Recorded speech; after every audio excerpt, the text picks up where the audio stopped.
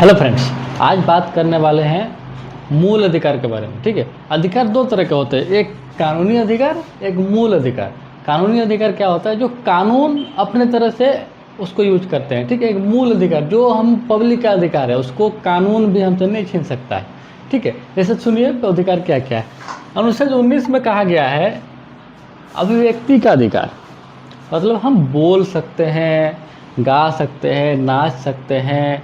ठीक है, अगर कोई बोल सकता है तो कोई सुन भी तो सकता है, कुछ पूछ भी सकता है कि नहीं? देखिए, जितने भी अधिकार है ना, ये नोट एकांता और अखंडता के अनुसार होना चाहिए, सुरक्षा के अनुसार होना चाहिए, पब्लिक के अनुसार होना चाहिए, मोरल के अनुसार होना चाहिए, कोर्ट के अनुसार।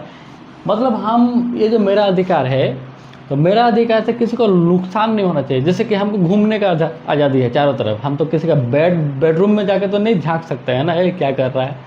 घूमने का अधिकार है, चारों तरफ घूमिए। ऐसा तो नहीं कि जहाँ नोट छपता है, आरबीआई का नोट छपता है, वहाँ पे जाके देखेंगे ये क्या कर रहा है, वो तो अधिकार नहीं। हमको घूमने का अधिकार, घूमे। किसी का प्राइवेसी को, मतलब किसी का पर्सनल चीज़ को हमको देखने का अधिकार नहीं है। ठीक है, ये घूमने का अधिकार हो गया। माने अभिव्यक्ति का विषय, बोलने का अधिकार, सुनने का अधिकार। तो अगर हम बोल रहे हैं, 5 आदमी को बोल रहे हैं, वो लोग सुन रहे हैं, हम सभा बनाने का भी हमारा अधिकार है। ठीक है, अगर सभा बन गया तो हम एक संगठन बनाने का भी अधिकार है, एक यूनिट बनाने का भी अधिकार है। ठीक है, इतना उन्हें अधिकार हो गया। इसके बाद संचलन करने का अधिकार है। ठीक है, इसके बाद मान के चलो कि हम यहाँ से चल के दिल्ली चल गए। ठीक है, दिल्ली में काम कर रहे हैं, घूम रहे हैं, काम कर रहे हैं। अब हमको लगता नहीं है हम यहाँ पर बस जाएंगे। ठीक है, बस जाइए, ज़मीन खरीद लीजिए, वो भी अधिकार है।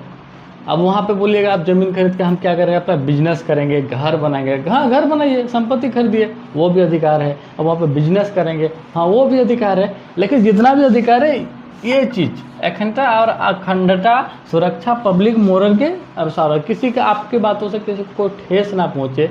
ठीक है, ये जो हमारे जो अधिकार है ना, ये मूल अधिकार अनुच्छेद 19 में जो कहा गया है, ये अधिकार हमसे सरकार भी नहीं छीन सकती है।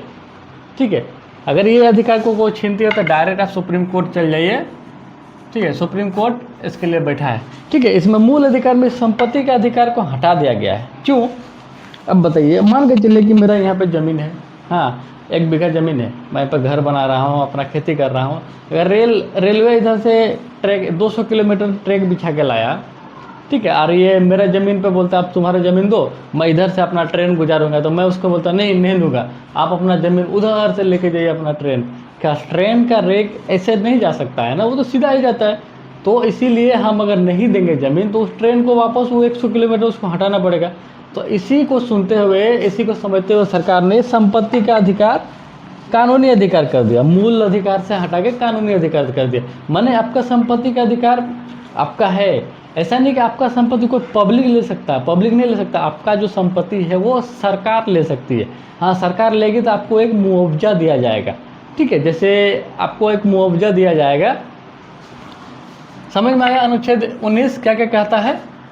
हमें घूमने का अधिकार है, बोलने का अधिकार है, हम लोग चुप रहने का भी अधिकार है, मौन रहने का अधिकार है। हमको अगर कुछ नहीं बोलना तो हम चुप रह सकते हैं। अभिव्यक्ति का अधिकार है, हम 5 आदमी को बोल सकते हैं, सुना सकते हैं, 5 आदमी को मिल के एक संगठन बना सकते हैं, कहीं पे घूम सकते हैं, कहीं पे जाकर बस सकते हैं, कहीं पे ज़मीन खरीद सकते हैं, कहीं पे बिजनेस कर सकते हैं, कहीं पे बड़का रेस्टोरेंट खोल सकते हैं। जैसे आप बोले कि आप दिल्ली बम्बई गए, वहाँ पे बोलेगा हमको एक बिजनेस करने का अधिकार दिया है, हमको मेरा मूल अधिकार है, अब बिजनेस करने का अधिकार, आप बिजनेस कीजिए। ऐसा नहीं था कि आप वहाँ पे गोली बंदूक बनाने का ही कीजिएगा, वैसा तो नहीं। एक लिमिट में, एक दायरे में रह के आपको कीजिए, इसमें आपको सरकार नहीं रोकेगी।